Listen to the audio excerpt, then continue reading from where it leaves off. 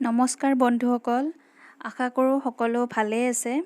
আজি যিহেতুকে জন্মাষ্টমী, সেয়ে মই ভাবিলোঁ এটা ভিডিঅ' বনাওঁ আৰু জন্মাষ্টমীৰ সকলোকে শুভেচ্ছা জ্ঞাপন কৰিলোঁ। অৱশ্যে দেৰিয়ে হ'ল মোৰ ভিডিঅ'টো বনাওঁতে, যিহেতুকে জন্মাষ্টমী ৰাতি কৰা হয়, সেইবাবে মই যি প্ৰসাদ বা যি অকণমান কৰিব পাৰিছোঁ সেইখিনি দেখালোঁ বাৰু, দেখাব চেষ্টা কৰিছোঁ। মই মাৰ ঘৰত আছোঁ একচুৱেলি, সেইকাৰণে মাৰ ঘৰতে অকণমান কিবা এটা কৰিব চেষ্টা কৰিলোঁ। আৰু ভাদ মাহত নামঘৰত কেঁচা লাড্ডু দিয়া হয়।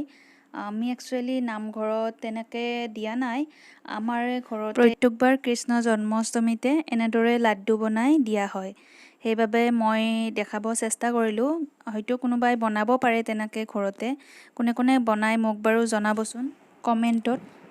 লাড্ডুৰ লগতে চাউলৰ প্ৰসাদো বনোৱা হৈছে আৰু মুগৰ প্ৰসাদো বনোৱা হৈছে।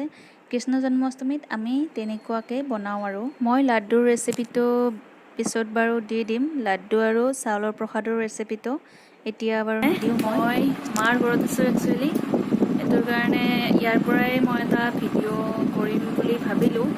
সেয়ে আপোনালোকক দেখাব চেষ্টা কৰিলোঁ, কি পাৰিলোঁ দেখালোঁ বাৰু। আপোনালোকে চাব ভিডিঅ'টো আৰু ভাল লাগিলে লাইক আৰু কমেণ্ট কৰিব, লগতে মোৰ চেনেলটো ছাবস্ক্ৰাইব কৰিব।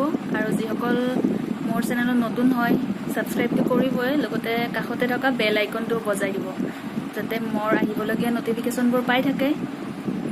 একচুৱেলি মোৰ বেকগ্ৰাউণ্ডত ফেন চলি আছে, সেয়েহে চাউণ্ড হৈ আছে। লগতে মই যিখিনি পাৰোঁ দেখুৱালোঁ, আৰু কিবা যদি ভুল হৈছে আপোনালোকে তাকো জনাই দিব। শেষত আকৌ এবাৰ জন্মাষ্টমীৰ সকলোকে শুভেচ্ছা।